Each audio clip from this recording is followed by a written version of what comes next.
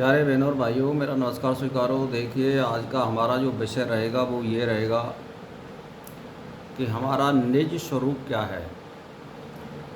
तो देखिए भाइयों और बहनों, जो हमारा ये शरीर बना है इसको अन्नमय कोश कहते हैं।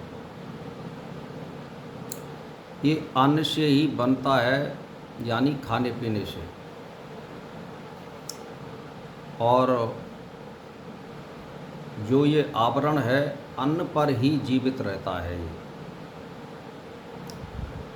और आत्मा इसके जन्म लेने से पहले भी था और मृत्यु के बाद भी रहता है। और जो इसका संचालन करता है, जो इसके अंदर बैठा है, हमारा जो निज स्वरूप है वो वही है जो इसका संचालन कर रहा है। ये जो हमारा आवरण दिख रहा है ये अन्नमय कोश है, अन्न पर ही जीवित रहता है। और ये मृत्यु के पहले भी नहीं था ये हमारा आवरण, और मृत्यु के बाद भी नहीं रहेगा। यानी ये पंच तत्वों में यहीं पर विलीन हो जाता है।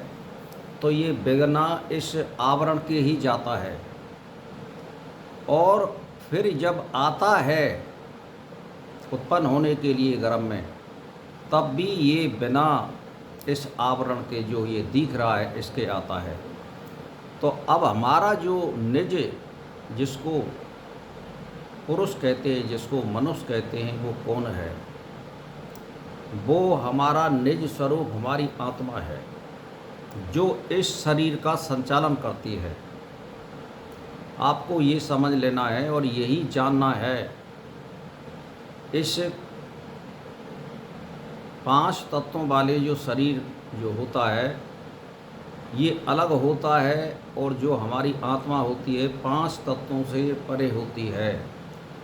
तो कहने का मेरा मतलब ये, इसको समझने के लिए, इसको ध्यान करने के लिए, इसका चिंतन करने के लिए हमें कहाँ पर ध्यान लगाना है? हमें अपनी आत्मा चेतन पर ध्यान लगाना है और उसी में मगन रहना है, उसी का ध्यान करना है।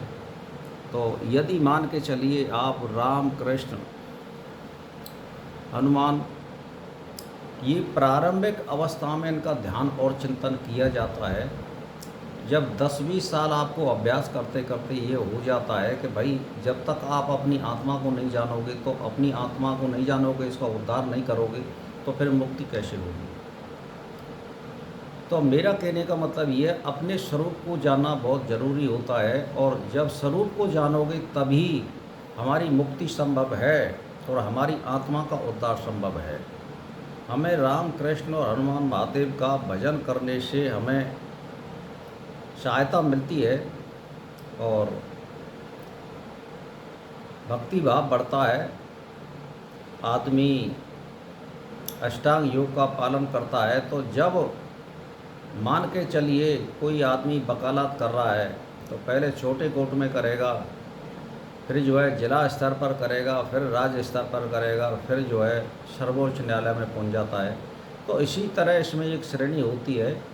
प्रारंभिक अवस्था में हमें प्रतीक का ध्यान के द्वारा हम सीढ़ी चढ़ते हैं, और जब धीरे धीरे हमारी ज्ञान की वृद्धि हो जाती है तो हमें एक अपनी आत्मा का विज्ञान के द्वारा, अपनी बुद्धि के द्वारा, विवेक के द्वारा हमें ये जानना पड़ता है कि हम कौन हैं और कहाँ से आए और किस लिए आए हैं।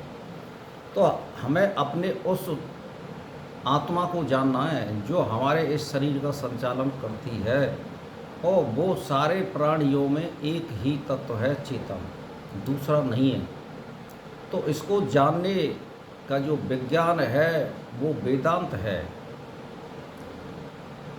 ब्रह्म सूत्र है, विवेक चूड़ामणि है, और वशिष्ठ है, महारामायण है, 4 वेद हैं, तो विचार सागर है, बहुत से ग्रंथ हैं। इनका आप यदि अध्ययन करोगे तो आपको मालूम पड़ जाएगी कि हमें क्या करना है, क्या नहीं करना चाहिए, और मैं कौन हूँ। अब आप समझ लीजिए, मैं आत्मा हूँ और किस लिए आया हूँ?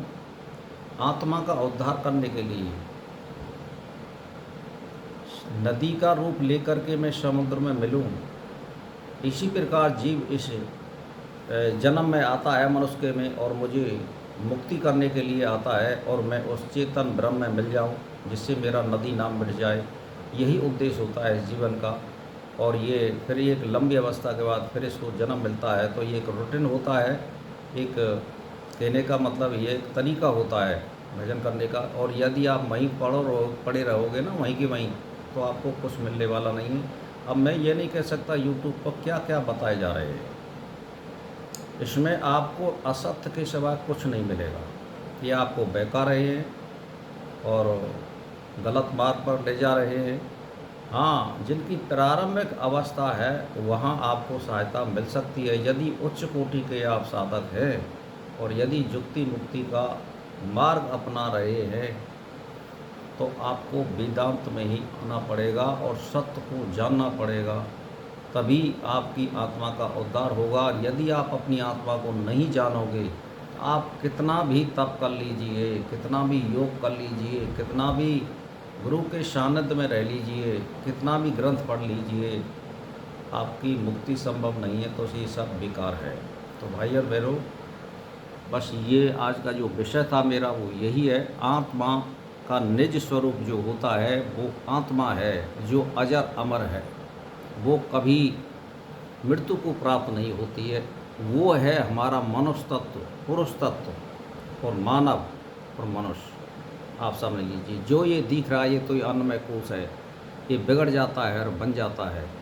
तो भाई और बहनों, मेरा इसी के साथ नमस्कार स्वीकार हो।